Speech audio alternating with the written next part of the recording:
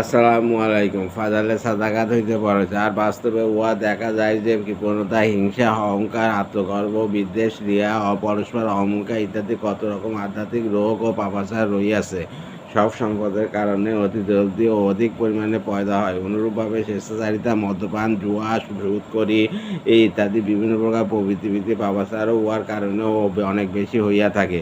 তদুপরি মালের প্রতি স্বভাবগত মহব্বত ও আকর্ষণ অন্তরসমূহে এমন পর্যায়ে স্থান করিয়া রাখিয়াছে যে মানুষের কাছে উহা যত বেশি পরিমাণে হোক না কেন সর্বদা আরও বেশি পরিমাণের জন্য আগ্রহী হয়ে থাকে এবং উহার চেষ্টায় মগ্ন থাকে। এই জন্য বিভিন্ন রেওয়ায়তে রাসূল সাল্লাল্লাহু ইরশাদ রহিয়াছে যে মানুষের কাছে যদি স্বর্ণের ২টি মুদ্রাও থাকে তবু সে তৃতীয় আগ্রহী হয়।